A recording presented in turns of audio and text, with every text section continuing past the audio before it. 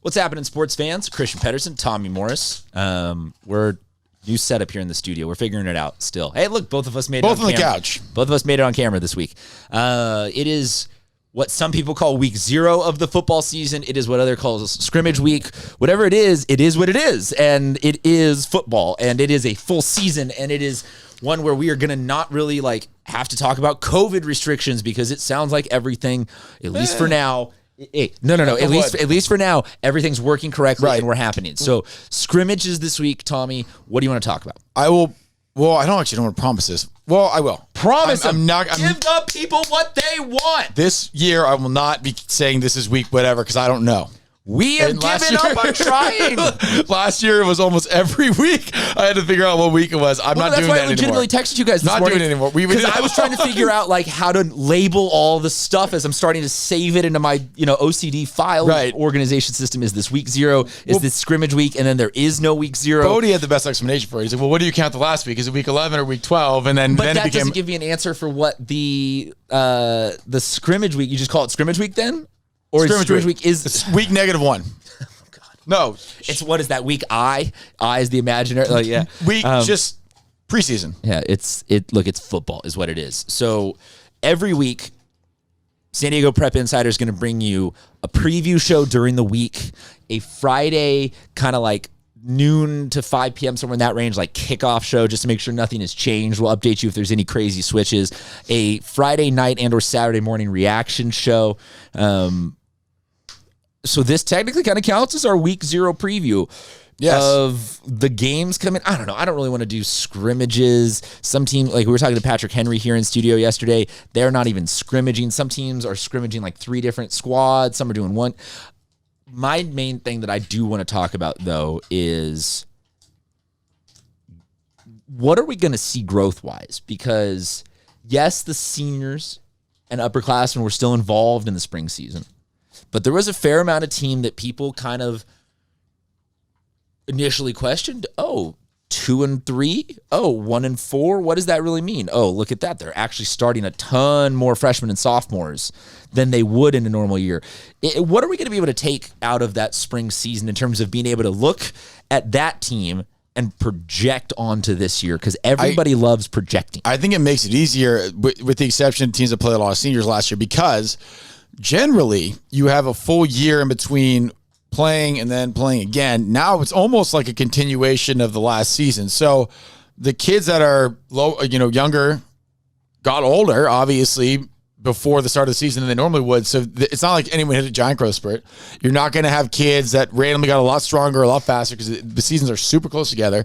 The teams are generally, stuck the same with the exception of a few transfers. But it's basically what you got last year is what you can get this year. So I think it makes it almost easier to predict what's going to happen this year, even though you only got a little snippet of it last year. It's a much closer team. 6 games is not entirely necessarily a little snippet, actually. As I've looked at some of these schedules, some of these teams playing up to 6 games. Right. I mean, a lot of teams play 4. So it'll be interesting. It'll be interesting to say the least, but I think it'll be the easiest to project the beginning of the year than we've ever seen before. And the film for these teams that are going to be watching film for weeks 1 through 3 are going to have a much easier time because they have a pretty recent idea of what these teams look like and what they're doing because it happened within the same calendar year. So that's the first time that's ever happened. So where do you want to jump off then? I want to talk about maybe dark horse and or teams that you think could really have a solid year. I want to talk about if there are any singular players that you feel overly hype, cannot wait to see what that guy's going to do. And I want to see just a general thought process on maybe who out of the new coaches you think might be the most successful this year because there's a ton of new coaches at head spots. Even recently, Canyon Hills has finally decided on a head coach. Our intern Kingsley has some thoughts for that as well. Speaking of news. Yes. So out of all of that, teams, players, and coaches, what do you want? What do you want first? Let's go teams. Okay. I want to say this, and I will filibuster for a second while you toss the intern's ball outside the studio and away for her to go find it. Not outside the studio, nor away. Granite Hills. They are going to be the sneaky best East County team this year. Okay. I would say they probably have the best running back in the East County. La Jolla is going to be the best team with the worst record. Because the schedule's hard, is that what you're saying? Yes, because their schedule is insanity. Okay. And they might be the best, like, 6-4 team that the county has had in a really, really long time. Beat Helix. They did beat Helix. And Helix is one of those ones that I was questioning, like, a lot of younger kids started last year for them and don't know how much faith to put in those results because they were still playing a tough schedule. I think that looking up and down everything, there's going to be maybe a Francis Parker run. New coach. They might throw it in there. Man, it's gonna be interesting to see what's at Eastlake this year with as much turnover as they had in the offseason.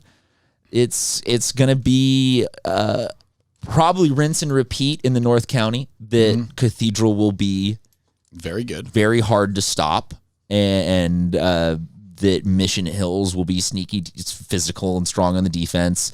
The two Oceanside schools I will be really looking at, El Camino and Oceanside, I think are in a bit of a power struggle right now. Oceanside, historically, very good. Last year, very, like, what the hell is happening in this COVID season? And things kind of falling apart. El Camino, historically, a little bit of the doormat of that division.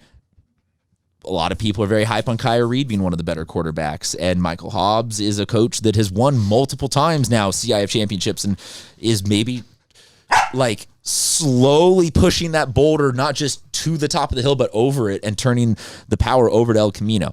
I have now filibustered forever. Any teams for you that you were specifically looking at, like they might have a breakout year, or just you're in general like hype for them? I think Modern Day is going to be one of the better teams in the county. I don't think them, unfortunately, as Modern Day Catholic. Modern Day Catholic. Yes, excuse me. I don't want any confusion with the school up north. Is that the reason why? No, I've been DM'd by their social media accounts just being MDC? Like it's Modern Day. Let's do it.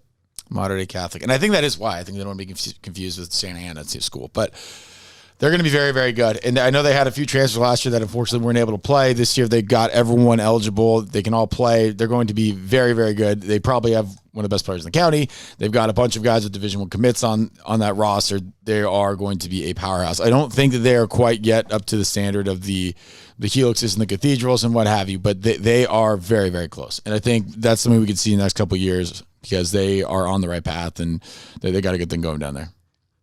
Oh, it's going to be a lot of fun to watch some of these guys finally get full seasons. Jackson Stratton's the player that I have circled just because I'm a homer, just because I'm a blatant homer, and I have no reason to not enjoy the same kind of offensive fame that you got with your alma mater and Braxton Burmeister. And I now get that with Sunshine, who's willing to get ejected for punching people. Like, cool kid. He's got a great receiver core too. So he's gonna have. I think you're right. He's gonna have a big year, and it's a big prove it year for him. He's got the offer and the commit already done. So that the headache stuff's out of the way. Now you can just have fun and play. Yes, sir. University City with Samuel Cooper. Samuel Cooper. Sorry, I get Sammy Scaife and Sam Cooper confused for the last couple of years at Lincoln. He moves into a very advantageous situation there. The quarterback at Orange Glen, whose name is escaping me right now, and I could very easily go grab my computer and phone, but I'll just tag him. I'll insert it underneath. He threw for like 3,000 yards last year, which was insane. And Grupner at SFC ran and threw for like a bajillion yards also. So, which for them throwing is like crazy. It's Stephen Britton. He was throwing to a big tight end dude. It was easy. The dump off passes. Dump off passes to an SDSU commit. Easy speasy. But I think that Orange Glen and Santa Fe Christian's quarterbacks could both have like enormous years, like absolutely enormous years. I would also like to retroactively go back to one other team that I'm looking at this year, Coronado. I think Coach Hines has now been there long enough that he's got his dudes, and Dennis Andrews you're thinking about. Dennis Andrews, yep. I think that Coronado's got the ball rolling on something last year. They had a couple of good, solid wins. The program is moving in the right direction. Hines always has struggled with numbers out there and getting depth and consistency, but I like where they're at, and I like the direction they're heading in. I think this could be a great year for them. I think so, too, and what's going to help them a lot is they had a freshman start a quarterback last year, and so we talk about the mini-season type thing. getting a mini season for him and then getting to go play now a full season is huge. Another quarterback I want to mention is Jax Leatherwood from Scripps Ranch, who looks like... Is it Jax Leatherwood or Jax Leatherwood? Last name Leatherwood. He looks like an NFL defensive end. He's about 6'7". He's huge. He is a big massive statuesque quarterback. He is huge. So it's one of those things. And is he a Josh Allen, like a sneaky athletic 6 foot plus? Like he's not afraid to run. He's not. He would rather not. He would rather not. He's not very fleet of foot, but he's got a cannon for an arm, and he's gonna be launching that ball around, and then you got another Gardnera coming up too, so he's gonna be the running back. They're gonna be very good too, and I think you have in your head, you lose a quarterback going to play some FCS football, you lose one of the best players in your league, and Gardner, the older one, but you replace Grant Norberg. Norberg, yeah, exactly. So, and you replace him with a quarterback who's got, I think, not the same.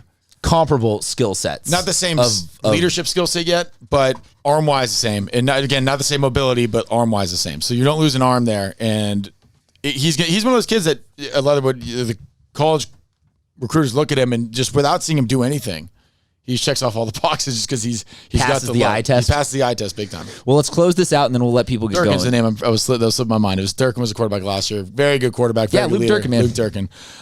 Good scrambler as well. You're going to lose the scrambling ability, but that's there. And then so for kids that I think will be another one's watches, an obvious one, but Lucky Sutton from Cathedral, I would watch out for every single rushing record in the county because I think he's coming for it.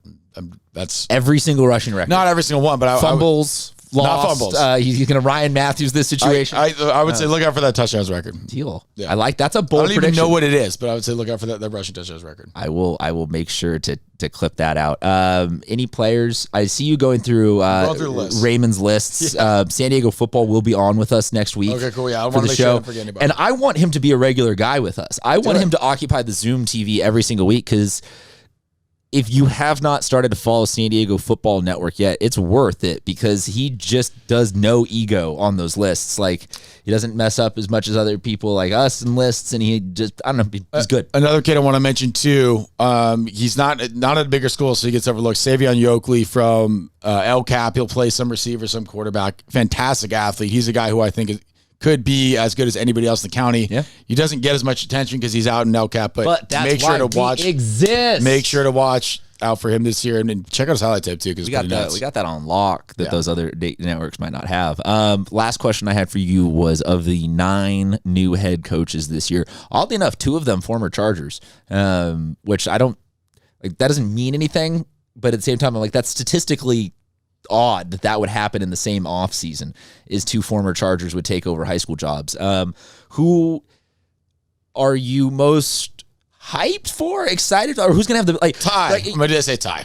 Tie for all 9 of them. No, but there's got to be one of those spots that you like long term as like, ooh, that guy on that spot with that school. Tie for all 9 of them. No. You can't. Yes, I can. Tie for all 9. Fair enough, man. Positive guy. I think Wesleyan is to me the biggest one just because he didn't get let go by Eastlake for any good reason. Like that was an odd situation. That was one one A and 1B with Mater Dei Catholic for being the premier football school in the South Bay, like a Division I open division, like has consistently good linemen and tackler. Like Eastlake is good at football. Eastlake is very, very good at football.